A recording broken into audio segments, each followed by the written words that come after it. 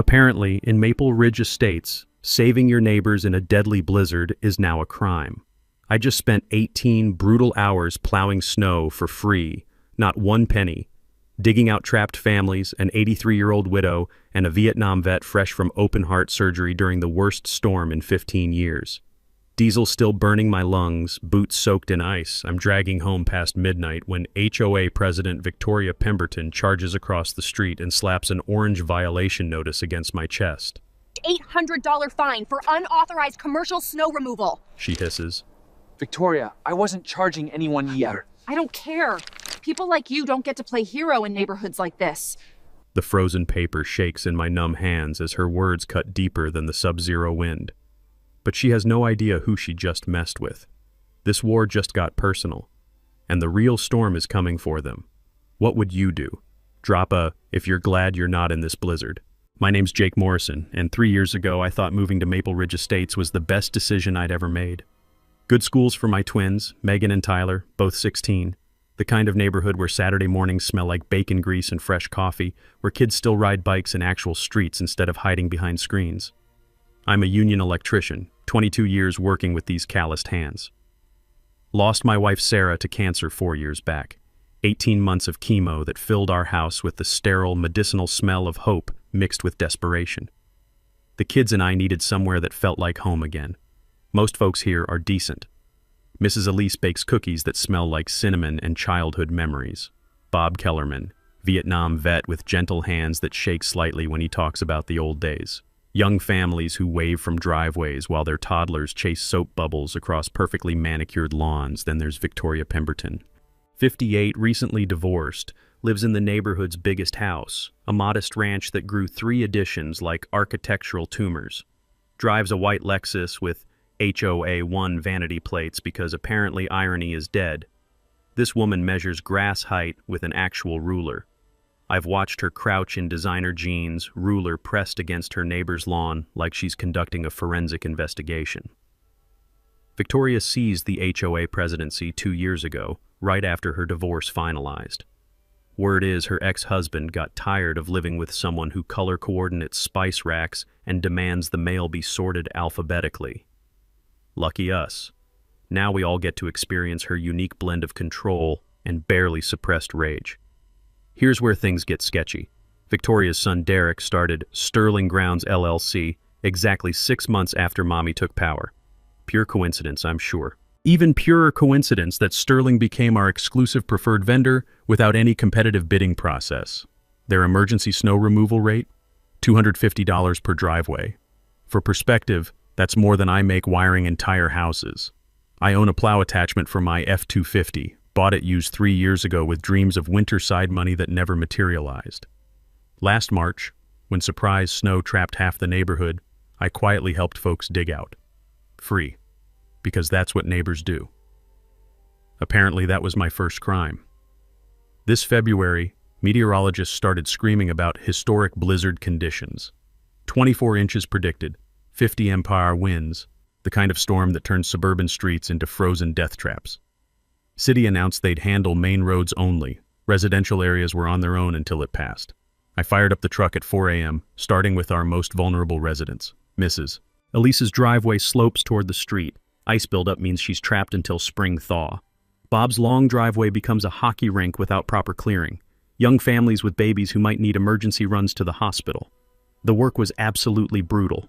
Diesel exhaust burning my throat in sub-zero air, wind trying to flip my truck sideways every time I turned a corner.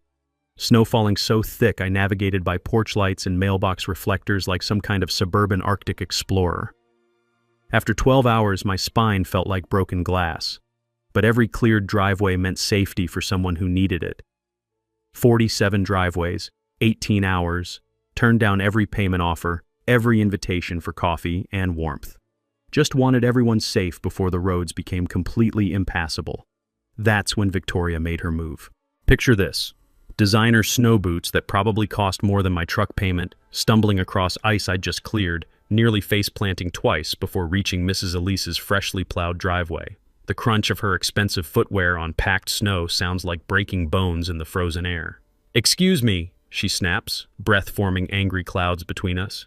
Do you have permits for commercial snow removal in this community? I'm standing there, diesel fumes mixing with bitter winter wind, staring at this woman whose son charges desperate families $2.50 per driveway while I've been working for free since dawn. Ma'am, I haven't charged anyone a penny, just helping neighbors. Victoria's smile could freeze hell's furnace. She pulls out her phone, starts photographing my truck, my plow, Mrs. Elise's cleared driveway. Click, click, click. We'll see about that, won't we? The fine showed up exactly 48 hours later. I'm stumbling out my front door Monday morning, coffee mug steaming in the 15-degree air, when I see it. Bright orange violation notice, officially sealed and everything, taped to my door like a courthouse summons. The adhesive crackles when I peel it off, brittle from the cold that seeps through my work jacket. Violation notice, Maple Ridge Estates HOA, resident Jake Morrison, 247 Elm Street. Violation, Section 4.7.3, unauthorized commercial activity. Fine amount, $800 salaries payment. Due, 14 days from notice date. Daily interest, 2% compound, $800, for helping people. The paper trembles in my hands, not from the wind howling through bare oak branches, from pure rage building in my chest like steam in a boiler. I spent my weekend digging neighbors out of a natural disaster, and these people want to fine me like I robbed their bank accounts. Back when Sarah was fighting cancer, I spent a lot of late nights reading legal documents, insurance policies, treatment contracts, medical billing disputes. You learn things during those desperate hours, like how HOA covenants are binding contracts that require clear and convincing evidence of violations.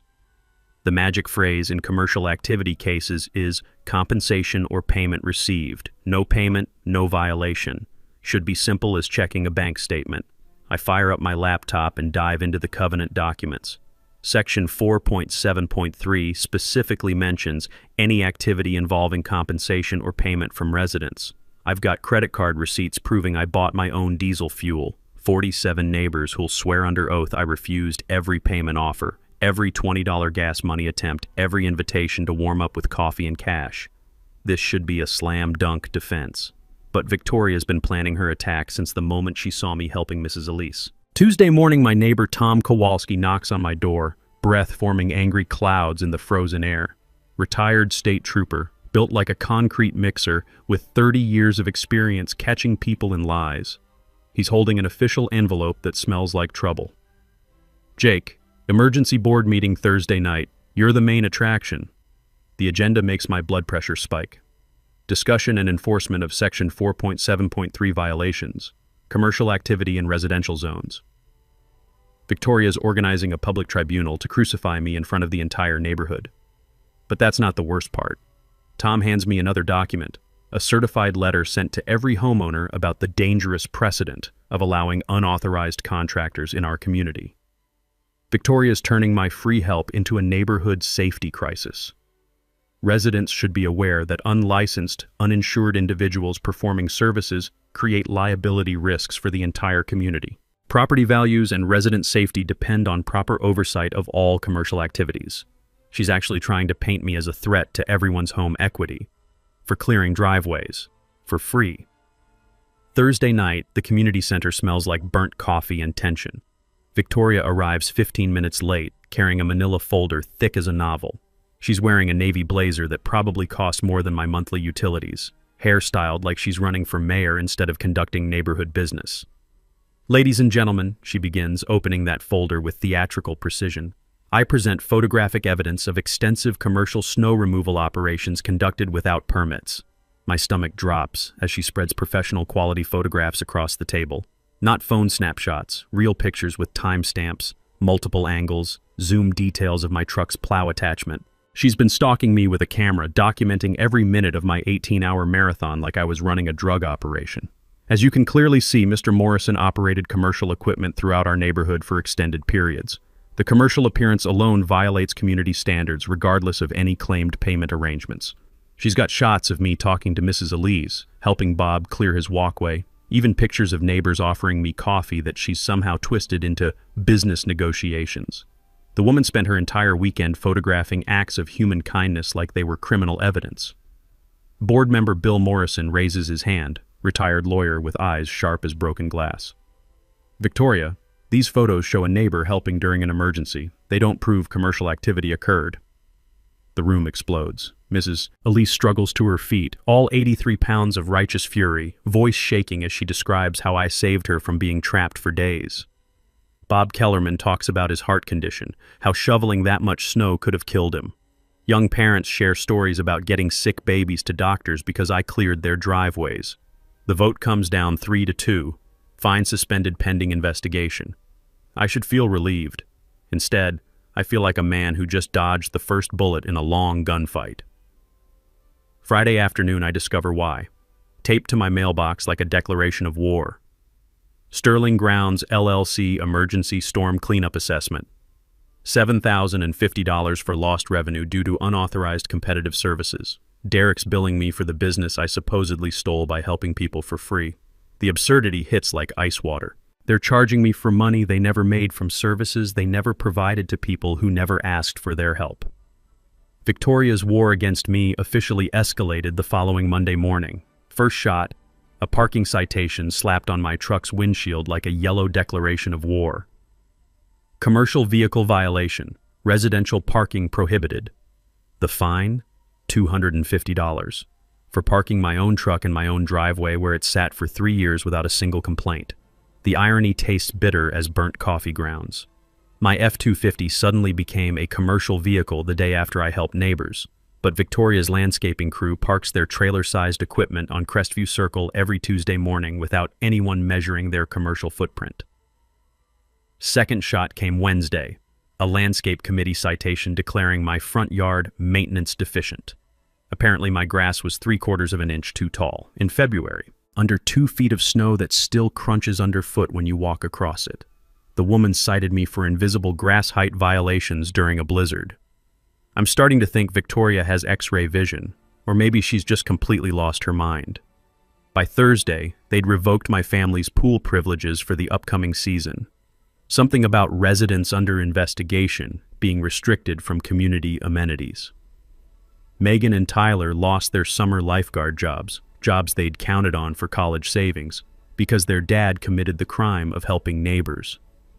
That's when Tom Kowalski knocked on my door again, this time carrying a banker's box that smelled like justice and old paper. "Jake, you need to see this." Tom's wearing the kind of smile that used to terrorize drunk drivers during his trooper days. "Been doing some homework in the public records office." Turns out Tom's been busy.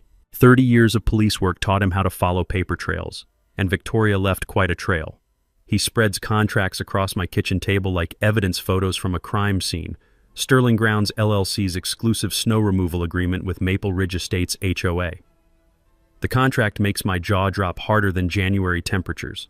Sterling gets paid whether they work or not. A $5,000 monthly retainer plus $250 per driveway for emergency services. The real kicker? A 150% markup clause for storm cleanup, meaning they can charge almost $400 per driveway during weather emergencies. "Look at the signature line," Tom says, pointing with a finger thick as a bratwurst. Victoria Pemberton signed as HOA representative 6 months ago. No board vote documented anywhere, no competitive bidding process, no community input meeting. She just handed her son's company an exclusive contract worth potentially hundreds of thousands of dollars. Dr. Sarah Kim joins our kitchen strategy session that evening, bringing medical expertise and the kind of righteous anger that makes good doctors fight insurance companies. She treats half the neighborhood kids, knows every elderly resident's health history, and she's absolutely furious about what happened during the storm. Mr. Elise had chest pains trying to shovel their driveway, she explains, her medical training making every word precise as a scalpel. Mrs. Patterson threw out her back, clearing enough space for her car. 3 of my patients ended up in urgent care with weather-related injuries because they couldn't afford Sterling's emergency rates. While we're connecting dots in my warm kitchen, Victoria's launching her public smear campaign across the neighborhood. Anonymous flyers appear on car windshields like some kind of suburban propaganda. Is your neighbor running an illegal business? The accusations sting worse than wind chill. Suggestions that I might be casing homes while plowing, questions about my insurance coverage, dire warnings about liability issues with unlicensed contractors. The neighborhood fractures like ice under pressure. Team Jake includes families with children, elderly residents on fixed incomes, working folks who understand that helping neighbors used to be normal human behavior. Team Victoria attracts newer residents worried about property values, investment property owners, and her weekly bridge club, people who see dollar signs where others see human decency. The Nextdoor app becomes a digital battlefield. Victoria's supporters post essays about community standards and protecting home equity. My supporters share photos of cleared driveways, heartfelt stories about my help, screenshots of my refusal to accept payment. Comment threads stretch longer than winter nights. Then Victoria deploys her nuclear option. Friday afternoon brings a certified letter thick as a small-town phone book from Pemberton and Associates Legal Services. The envelope reeks of expensive attorney cologne and legal intimidation tactics. Cease and desist from all commercial activities immediately. Pay the $800 fine plus accumulated daily interest. Sign an agreement never to provide services to residents again. And if I don't comply within 7 days, they'll place a lien against my house. A lien on my home, where my kids live, where Sarah and I dreamed of growing old together. My hands tremble as I read the legal threats, memories flooding back to those nightmare months when medical bills stacked up like cordwood. We almost lost this house then, would have lost everything if Sarah's insurance hadn't finally covered her treatments. The thought of facing financial destruction again, this time for the crime of human kindness, makes the room spin. But my kids surprise me with their strength. Megan's been researching nonprofit law for a school project, diving deep into legal databases I didn't know existed. While I'm drowning in panic, my 16-year-old daughter discovers our first real weapon: Good Samaritan Act protections for emergency assistance providers. Tyler's been playing digital detective, stalking social media like it's his job. He finds Derek's Instagram bragging about storm cleanup specials during the exact blizzard when I was working for free. Photos of new equipment, captions about weather creating opportunities. Late Friday night, studying Tyler's screenshots and Megan's legal research, something clicks in my electrician's brain. 3 other neighbors got similar fines this month: Bob for unauthorized tree removal, Jenny for unlicensed fence repair, Mike for commercial pool maintenance. Every person fined has skilled trade experience. Every violation threatens Sterling's approved services. This isn't about rules. This is systematic elimination. Victoria's desperation started showing the following week when she called for a special assessment vote that reeked of pure panic. The proposal arrived in cream-colored HOA letterhead that probably cost more per sheet than my lunch. Community Safety and Standards Enhancement Initiative. $200 per household to hire private security for enforcement of commercial activity regulations. The timing was about as subtle as a sledgehammer. That assessment would perfectly cover Sterling Ground's annual retainer with enough left over for Victoria's mounting legal fees. But while Victoria was busy playing neighborhood dictator, cracks were forming in her carefully constructed empire. Wednesday evening brought an unexpected visitor. Cynthia Walsh, our HOA board secretary, stood on my front porch looking like someone carrying a secret that had grown too heavy for her conscience. She's a quiet woman in her 50s, keeps perfect meeting minutes, usually avoids neighborhood drama like it's contagious. Tonight was different. "Jake, we need to talk. Privately." Her breath formed nervous clouds in the frigid air between us. My kitchen table had become mission control for neighborhood resistance. Cynthia sat across from me, hands trembling slightly as she opened a manila folder that would blow Victoria's world apart. "She's been approving vendor contracts without board votes," Cynthia whispered, glancing toward my frost-covered windows like Victoria might be lurking in the frozen landscaping. "Sterling Grounds is just the beginning. There are 3 other exclusive deals running through her family network." The documents Cynthia spread across my scratched wooden table told a story of corruption so systematic it made my stomach twist like rusty wire. Victoria's brother-in-law owned the landscaping company with our lawn care contract. Her cousin ran the security firm handling gate maintenance. Her former college roommate's husband controlled pool cleaning services. Every approved vendor was basically a family reunion with invoicing capabilities. But the real bombshell was buried in Derek's monthly billing statements. Sterling Grounds wasn't just collecting snow removal fees. They were charging the HOA $2,000 monthly as seasonal maintenance consulting, $24,000 a year for Derek to provide expert advice on when winter might occur.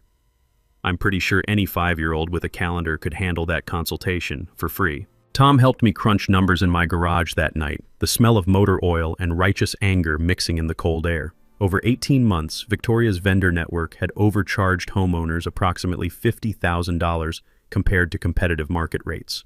$50,000 stolen from fees that should have funded actual community improvements instead of financing Victoria's family business empire.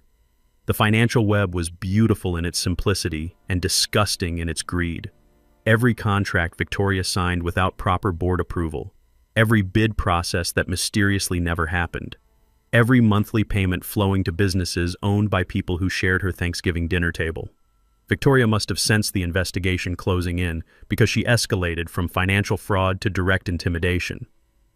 Saturday morning, I discovered 4 perfectly slashed truck tires in my driveway.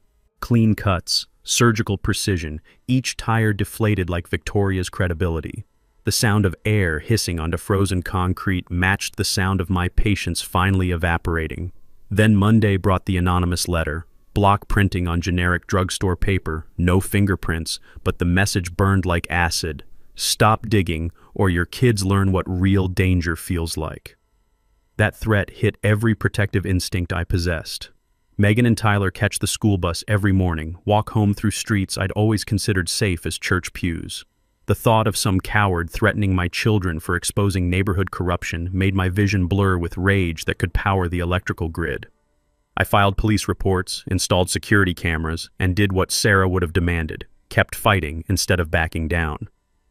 Tom's law enforcement connections delivered crucial intelligence. Victoria never filed conflict of interest disclosures with the state, a legal requirement when board members' families profit from HOA decisions. That violation triggers automatic removal from office plus financial penalties reaching 6 figures. While Victoria was busy making threats, Bill Morrison made a discovery that would have made insurance fraud investigators weep with joy. Victoria's homeowner policy specifically excludes coverage for her consulting activities. Every fraudulent contract, every kickback payment, every stolen dollar comes directly from her personal bank account when the lawsuits start flying. The woman thought she was untouchable, but she'd built a financial house of cards during hurricane season. Community pressure was building like steam in a boiler. 3 more elderly residents were hospitalized during smaller storms because Sterling's rates made emergency snow removal impossible. Local television interviewed Mrs. Elise about neighborhood support during disasters. Our Facebook group swelled with residents from other HOA communities sharing corruption stories that would make your hair curl. Thursday night brought the call I'd been dreading. Pete, my boss at Morrison Electric, asked me to come in early Friday for a conversation about community relations. Victoria had contacted my employer claiming my harassment campaign damaged their business reputation. But Pete surprised me. After hearing the complete story, free snow removal, fraudulent fines, systematic vendor corruption, he looked more disgusted than a health inspector at a roadside diner. Jake, you're the most honest guy I've employed in 28 years. Afternoon sunlight streamed through his office windows, highlighting dust motes that danced like tiny witnesses. Keep fighting. My mother deals with HOA bullies in Clearwater Estates too.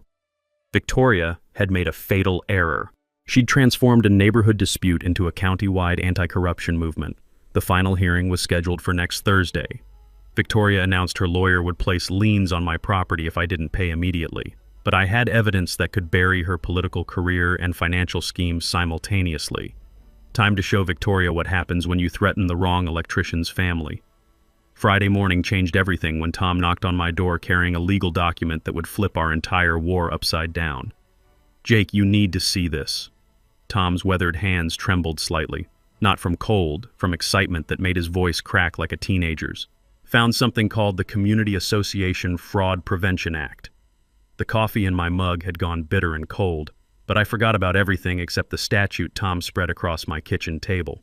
This wasn't just bureaucratic paperwork. This was a legal nuclear weapon designed specifically for situations like ours. Any resident can file formal complaints for HOA board financial misconduct, and successful complaints don't just slap wrists. They trigger automatic state investigations with criminal prosecutors, asset freezing, board removal, federal mail fraud charges. But wait, Tom said, his grin spreading like sunrise over winter snow. Cynthia gave us something even better. The smoking gun lay in a manila folder that smelled like justice and copy machine toner. Unsigned board meeting minutes from the past 6 months. Every vendor contract Victoria approved showed the same damning pattern, her signature on approval documents.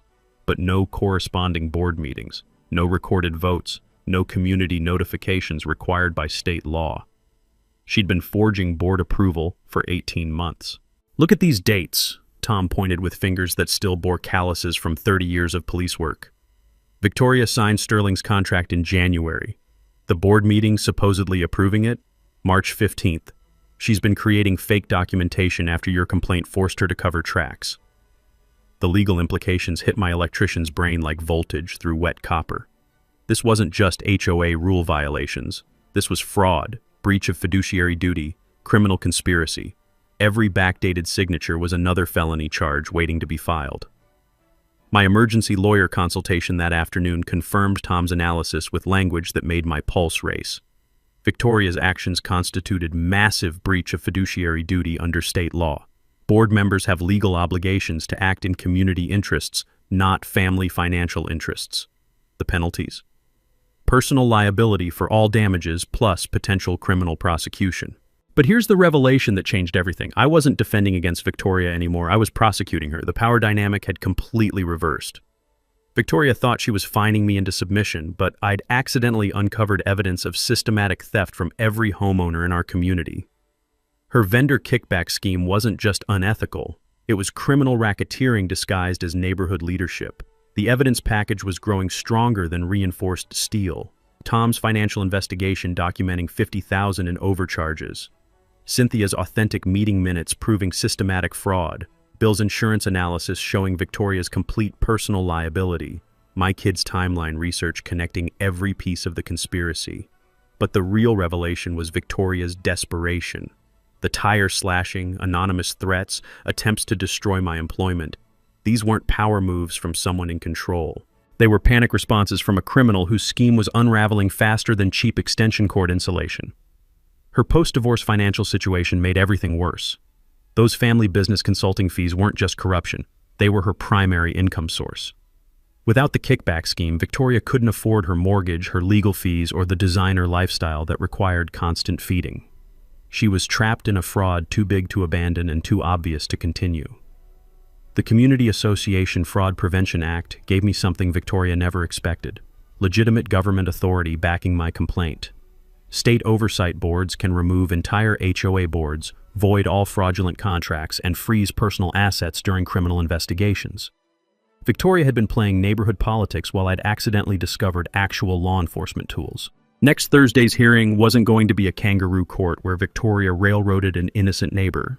It would be the public unveiling of an 18-month criminal conspiracy, documented with evidence that could satisfy federal prosecutors. I could take the easy path, trade evidence for dropped fines, avoid public confrontation, let sleeping corruption lie. But 47 neighbors had trusted me during that blizzard. Elderly residents were being systematically robbed by Victoria's vendor network. 3 skilled neighbors faced fraudulent persecution for helping their community. This wasn't about my $800 anymore. This was about stopping a predator who'd weaponized neighborhood authority for personal profit. Victoria wanted her hearing. She was about to get one that would end with handcuffs or bankruptcy, possibly both. The War Council assembled in my garage Saturday morning, breath forming angry clouds in air so cold it could freeze lies before they left your mouth. Tom arrived first, carrying a banker's box that clinked with surveillance equipment from his police days. Dr. Sarah Kim brought medical files documenting elderly neighbors' storm-related injuries. Bill Morrison showed up with insurance documents and a laptop loaded with spreadsheets that could make white-collar criminals confess. Cynthia Walsh slipped through my back door like a spy delivering nuclear launch codes. The concrete floor was cold enough to shatter dropped tools, but nobody cared. We had a corrupt HOA president to destroy. "All right, people," Tom announced, spreading recording equipment across my workbench between socket wrenches and electrical meters. "Victoria thinks she's conducting Thursday's hearing. Time to show her what a real investigation looks like." Objective 1. Create bulletproof evidence. Tom installed professional-grade audio equipment that could record whispered conversations from across a crowded room. 30 years of police work taught him exactly how to build cases that survive hostile cross-examination. One-party consent state means Jake can record any conversation he's part of, Tom explained, running cables behind my tool cabinet with the precision of someone who'd wired 1,000 surveillance operations. But we're going belt and suspenders. Visible recording so nobody claims entrapment. Here's something most people don't know. Public records requests cost $5 to $25, but can reveal corruption that takes years to hide. I'd already filed requests for all HOA financial records, vendor contracts, and board meeting minutes going back 2 years. Government transparency laws are basically kryptonite for corrupt officials. Objective 2. Weaponize the financial evidence. Bill's insurance expertise transformed Victoria's kickback scheme into prosecutable criminal evidence. His spreadsheets compared Sterling's rates to 5 legitimate competitors, revealing systematic theft that would make federal prosecutors drool. Emergency snow removal market rate runs $80 to $120 per driveway, Bill said, pointing to numbers that glowed like neon accusations on his laptop screen. Sterling charges $400. Victoria's son is stealing 300% markup on every emergency call. The math was beautiful and damning. Over 18 months, Victoria's vendor network had overcharged our community $127,000 compared to competitive rates. That's felony-level theft disguised as HOA management. Dr. Kim prepared medical testimony that would make jury members want to personally arrest Victoria. 3 storm-related hospitalizations because elderly residents couldn't afford Sterling's emergency rates. 2 cardiac episodes from dangerous shoveling attempts. 1 broken hip when Mrs. Patterson slipped trying to clear ice herself. This isn't financial fraud, Dr. Kim said, medical training making her voice sharp as surgical steel. Victoria's pricing scheme is endangering lives for profit. Objective 3. Rally the community army. Cynthia had been conducting neighborhood outreach that would make political campaign managers jealous. Written statements from residents about my free snow removal. Testimonials about Victoria's abuse of authority. Documentation of other fraudulent fines targeting skilled neighbors. 89 signatures supporting fair vendor bidding, Cynthia reported, still nervous but determined as a mother protecting children. From 200 households, almost half the community backing you publicly. We organized carpools for elderly neighbors who wanted to attend Thursday's hearing. Mrs. Elise insisted on testifying despite her fear of confrontation. Bob Kellerman planned to discuss how my help potentially saved his cardiac-compromised life. Young parents would testify about emergency access needs during severe weather. Tom's law enforcement background helped anticipate Victoria's desperation tactics. She'd bring expensive lawyers to intimidate neighbors.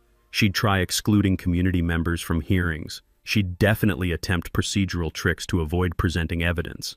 Victoria's strategy will be claiming everything circumstantial, Tom predicted, organizing evidence binders like military battle plans. That's why we need smoking guns that fire themselves. Objective 4. Prepare the media nuclear option. Dr. Kim had contacted Channel 7's investigative team about elderly vulnerability during natural disasters. The story angle, neighbors helping neighbors versus corporate greed, would play perfectly for evening news ratings. Bill reached out to county prosecutors through professional insurance contacts. Financial fraud targeting elderly victims gets priority attention from law enforcement, especially when documented with industry-standard analysis. Here's another thing people don't realize. State real estate commissions regulate community associations and have power to remove entire boards for misconduct. One properly filed complaint with documented evidence can trigger investigations that destroy corrupt leadership permanently. Objective 5. Set the perfect trap. The evidence arsenal we'd assembled could satisfy criminal courts. 47 pages of documentation, USB drives with photos and recordings, written statements from 31 neighbors, professional audit showing systematic overcharging patterns. But our secret weapon was something Victoria couldn't anticipate. A community that had stopped being afraid of bullies. The smell of motor oil and righteous determination filled my frigid garage as we finished preparations. Tom's surveillance equipment ready for battle. Bill's financial evidence loaded for maximum damage. Dr. Kim's medical testimony prepared to break hearts. Cynthia's documentation ready to break Victoria's defense. Victoria thought Thursday would be her moment of triumph, publicly destroying the neighbor who dared challenge her authority. Instead, it would become the day her 18-month criminal conspiracy exploded in front of everyone she'd been systematically robbing. She wanted to play hardball with an electrician. Time to show her what happens when you mess with someone who knows exactly how to wire a perfect electrical storm. Victoria's desperation reached pathetic new depths Monday morning when she tried sabotaging the hearing with the subtlety of a wrecking ball through a china shop. The emergency notification materialized in everyone's mailbox like a plague of bureaucratic locusts. Urgent. Water main break emergency meeting. Thursday, 7 p.m., Community Center. Same time, same location as my scheduled hearing. What are the odds? Victoria was attempting to split my audience, confuse supporters, and bury my corruption hearing under manufactured emergency business. The woman had apparently decided that if she couldn't win fairly, she'd cheat so obviously it would insult a kindergartner's intelligence. Tuesday escalated with a bribery attempt that reeked of desperation and expensive attorney cologne. Some downtown legal shark in a suit worth more than my truck knocked on my door, briefcase gleaming like polished lies in the winter sunlight. Mr. Morrison, my client seeks quiet resolution of this unfortunate misunderstanding. The papers he handed me felt slick as snakeskin between my calloused fingers. All fines voided plus $5,000 cash for my inconvenience, in exchange for signing a non-disclosure agreement and agreeing to comply with community vendor approval policies. $5,000 to shut up and let Victoria continue robbing my neighbors. The bribery was so blatant it would have made organized crime bosses take notes. Victoria wanted to purchase my silence while simultaneously demanding I participate in her fraudulent vendor system, buy my compliance and my cooperation in one corrupt transaction. I'll need time to consider this generous offer, I told the lawyer, already knowing my answer, but curious how far Victoria's panic would drive her next move. Wednesday night delivered the answer with all the subtlety of a home invasion. 3 a.m. brought the familiar sound of air hissing from slashed truck tires. But this time Victoria's crew had escalated beyond mere property destruction. An anonymous letter was taped to my front door, block printing on drugstore paper that reeked of cowardice and criminal stupidity. Last warning. Your kids walk to school every morning. Beautiful children. Accidents happen to families who don't know when to quit. The threat against Megan and Tyler ignited every protective instinct I possessed, like gasoline meeting an open flame. These bastards had graduated from financial fraud to threatening children, my children, for the crime of exposing neighborhood corruption. My hands trembled with rage that could have powered the electrical grid as I speed-dialed Tom at 3:15 a.m. He arrived in 20 minutes with police contacts and surveillance equipment sensitive enough to record mouse footsteps in attic insulation. But the security camera footage revealed something beautiful in its criminal stupidity. Derek Pemberton's truck, captured in high-definition glory, cruising past my house at 2:47 a.m. like the world's dumbest criminal. License plate clearly visible under streetlight illumination. Dashboard clock displaying exact time and date. The moron had created prosecutorial evidence while committing felony witness intimidation. Tom's police contacts treated written threats against families like the federal crimes they represent. They copied our footage, filed reports that would shadow Victoria's family permanently, and increased neighborhood patrols to levels that would make drug dealers relocate to quieter communities. Thursday morning brought Victoria's most desperate gambit yet. Pete called from Morrison Electric, voice tight with frustration that could crack foundation concrete. Jake, Victoria Pemberton and some lawyer just left my office. Claimed your harassment campaign damages our business reputation in the community. Demanded I fire you or they'd explore legal options against the company. Economic warfare. Victoria was attempting to destroy my family's livelihood for fighting her corruption. But Pete's response made me proud to wear Morrison Electric patches on my work shirts. Told them to evacuate my office before I called security and the labor board. Pete growled with satisfaction that warmed my chest like good bourbon. 28 years in business, never employed a more honest electrician. Also mentioned that threatening employee families might interest investigative reporters. Victoria had committed another tactical blunder. She'd transformed a neighborhood dispute into a business community crisis. Pete knew every contractor in 3 counties, and word travels faster than electricity when corrupt officials start threatening working families. The community response was building like thunderstorms before tornadoes. Mrs. Elise organized prayer circles for my family's protection. Bob Kellerman activated his veteran network for neighborhood security assessments. Young parents created carpools and walking groups, turning school routes into protected convoys. Victoria's intimidation had backfired spectacularly. Instead of terrorizing people into silence, she'd created community-wide resistance to corruption and threats. But Wednesday afternoon brought intelligence that made Tom's police instincts scream like tornado sirens. Private investigators were stalking my family. Megan spotted identical cars following her school bus 3 consecutive days. Tyler noticed strangers photographing him at basketball practice. Professional surveillance teams were documenting my children's routines and schedules. Victoria had escalated from financial fraud to systematic stalking of minors. That revelation crystallized everything. Victoria wasn't just corrupt, she was genuinely dangerous. Cornered criminals make increasingly desperate choices, and she was rapidly exhausting legal options. Thursday's hearing was supposed to be my public execution, but she knew the evidence would incinerate her instead. The bitter smell of winter air mixed with anticipation as I prepared for tomorrow's final confrontation. Victoria had threatened my children, attacked my livelihood, and hired strangers to stalk teenagers. She demanded this war. Tomorrow night, I'd deliver one that would end with criminal charges, financial destruction, and public humiliation. All three, if justice had any backbone left. Victoria's final week of freedom began with a social media assassination attempt that would have impressed Soviet propagandists.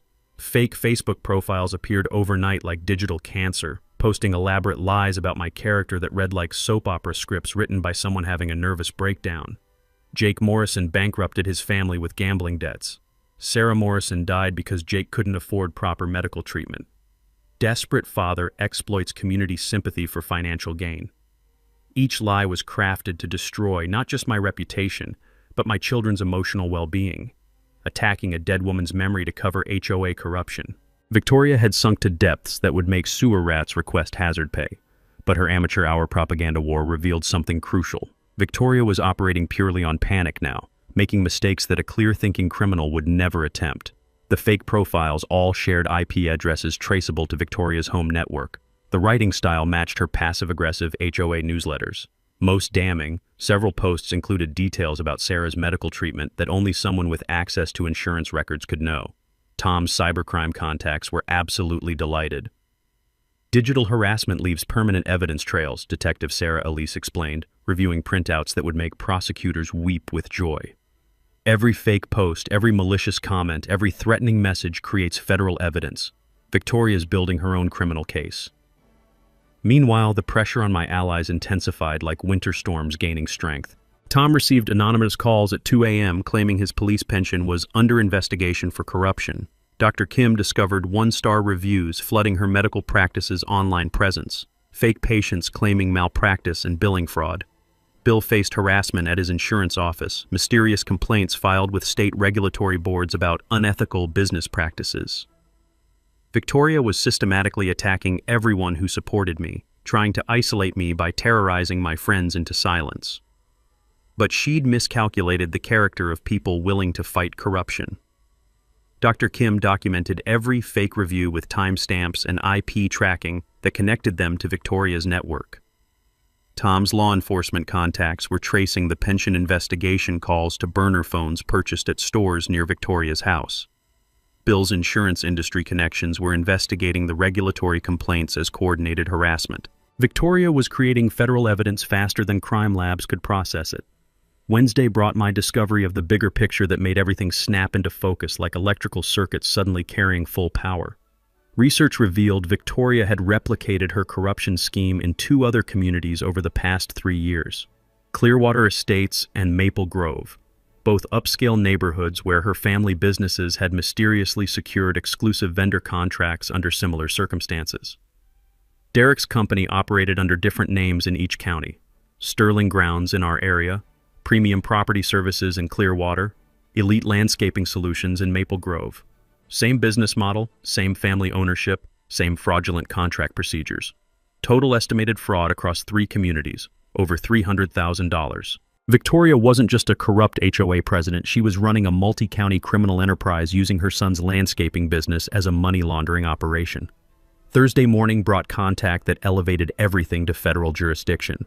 FBI white-collar crime investigator Agent Maria Santos called my cell phone with news that made my hands shake like they were gripping live electrical wires. Mr. Morrison, your complaint triggered a broader investigation: mail fraud across state lines, racketeering patterns, systematic targeting of elderly victims. Victoria Pemberton's activities meet federal prosecution criteria. The certified letters Victoria sent demanding fraudulent fines constituted federal mail fraud. Her multi-county scheme qualified as racketeering under federal law. The threats against my family were federal witness intimidation charges. Victoria had accidentally promoted herself from small-town criminal to federal defendant. But Agent Santos delivered news that made my blood pressure spike into dangerous territory. Ms. Pemberton hired crisis management consultants and is preparing a narrative about disgruntled neighbor vendetta and harassment campaigns. She's planning to frame herself as the victim of a conspiracy. Victoria intended to walk into tonight's hearing claiming I'd orchestrated some elaborate revenge plot against an innocent HOA volunteer. She'd hired professional spin doctors to transform 18 months of documented fraud into a story about neighborhood bullying. The woman was doubling down on lies that could earn her federal prison time. But I had advantages Victoria couldn't anticipate or counter. Tom's evidence package included recordings of her son bragging about mother's influence in securing contracts. Bill's financial audit documented systematic overcharging with insurance industry precision. Dr. Kim had medical records proving elderly residents suffered because of Victoria's pricing schemes. Most importantly, Cynthia had delivered copies of all authentic HOA documents proving Victoria had been forging board approvals for 18 months. The community mobilization was complete. 127 neighbors planned to attend tonight's hearing. Local television crews were scheduled to cover the community corruption story. County prosecutors had observers ready to document public admissions of criminal activity. Victoria's hired crisis managers were about to discover what happens when professional spin meets documented federal crimes witnessed by an entire community. Tonight's hearing wasn't going to be a public relations battle between competing narratives. It would be the public execution of an 18-month criminal conspiracy, broadcast live to local news audiences and documented for federal prosecutors. Victoria had spent the week creating federal evidence while I'd spent it preparing her public downfall. The smell of victory mixed with February air as I loaded evidence boxes into my truck. Tonight, Victoria Pemberton would discover the difference between neighborhood politics and criminal justice. She'd demanded this war. Now she'd face the consequences in front of everyone she'd been systematically robbing. Thursday night arrived with the anticipation of a public execution and twice the audience. The community center reeked of burnt coffee and nervous energy as 150-plus people crammed into a room designed for 75. Local TV crews had transformed our neighborhood hearing into a media circus, professional lighting equipment casting harsh shadows that made everything look like a criminal trial, which essentially it was. Victoria arrived 15 minutes late in a black sedan with tinted windows, hired driver to avoid the gauntlet of cameras and angry neighbors clustered around the entrance. She wore a navy blazer that probably cost more than most people's monthly rent, hair styled like she was announcing her candidacy for mayor instead of defending 18 months of systematic theft. The manila folder she carried looked thin compared to the banker's boxes of evidence Tom and I had loaded onto the presentation table. "Ladies and gentlemen," Victoria began, opening that pathetic folder with theatrical precision that would have embarrassed community theater actors. "Tonight we address the harassment campaign conducted by Mr. Morrison against your duly elected HOA leadership." Her opening gambit was pure fiction wrapped in victim narrative. According to Victoria's alternate reality, I was a bitter neighbor who'd manufactured an elaborate conspiracy because she'd dared enforce community standards. The woman actually claimed I'd been conducting a vendetta because she'd fairly applied HOA regulations. The audacity was breathtaking. Victoria was rewriting 18 months of documented corruption as neighborhood harassment, but I'd learned something important from my years as an electrician. When dealing with dangerous power sources, you don't argue with them. You cut the main line and watch everything go dark. "Thank you, Victoria," I said, standing with the calm confidence of someone holding a royal flush in a poker game where everyone else was bluffing. "I'd like to present some evidence for community consideration." The first poster-sized chart hit like lightning, illuminating a dark landscape, a timeline showing Sterling Grounds' contract approval dates versus actual board meeting dates. Victoria had been signing vendor agreements in January for board meetings that supposedly happened in March. The room temperature seemed to drop 10 degrees as neighbors processed the implications. Murmurs rippled through the crowd like electricity through copper wire. "These are the authentic meeting minutes," I continued, displaying Cynthia's smoking gun documents for everyone to see. Notice the complete absence of Sterling Grounds discussions in any actual board meeting. Notice Victoria's signature approving contracts that were never voted on. Victoria's face was shifting from confident politician to cornered criminal faster than a traffic light changing colors. Her expensive attorney was whispering urgent advice that she kept ignoring, desperation overriding professional guidance. "Mr. Morrison is misrepresenting internal board processes," Victoria started, but I was already unveiling the financial analysis that would end her. Bill's spreadsheet appeared on the projection screen like prosecutorial evidence in a federal courtroom. Sterling grounds, $400 per driveway emergency service. Market rate, $80, $120. Overcharge percentage, 350%. Total community theft over 18 months, $127,000. The visual impact was devastating. You could literally hear gasps echoing through the room as neighbors calculated how much Victoria's family had stolen from their HOA fees.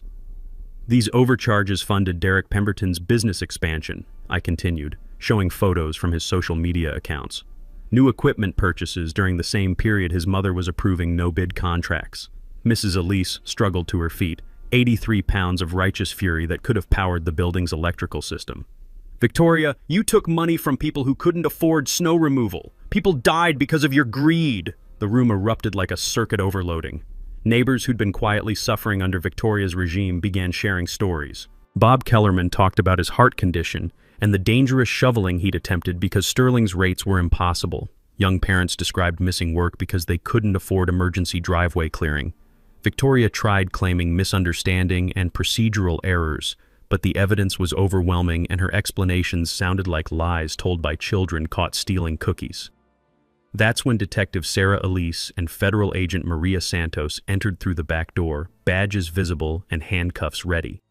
The official law enforcement presence transformed neighborhood drama into criminal justice.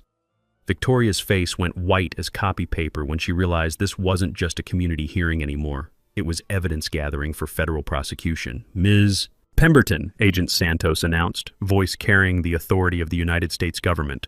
"We have federal warrants for financial documents related to mail fraud and racketeering investigations."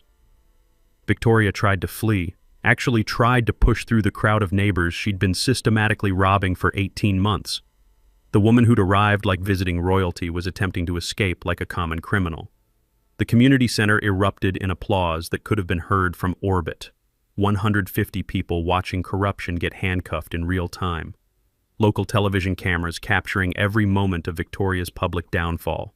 The vote to remove her from the HOA board was unanimous, 147-0. The motion to void all exclusive vendor contracts passed without discussion. Emergency board elections were scheduled within 30 days. Victoria Pemberton had entered that hearing as neighborhood royalty. She left in federal custody, facing charges that would destroy her financially and potentially send her to prison.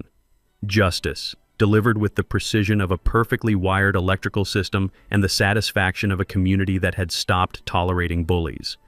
The smell of victory mixed with February air as neighbors celebrated in the parking lot, finally free from 18 months of systematic theft disguised as community leadership. 6 months later, justice had been served with the precision of a master electrician and the satisfaction of a community that refused to stay silent. Victoria Pemberton pled guilty to federal mail fraud, racketeering, and witness intimidation charges. Her plea bargain included 2 years probation, $50,000 in restitution, and 500 hours of community service. Ironically, helping elderly residents with home maintenance she'd previously overcharged them for. Derek's landscaping empire collapsed faster than a house of cards in a hurricane.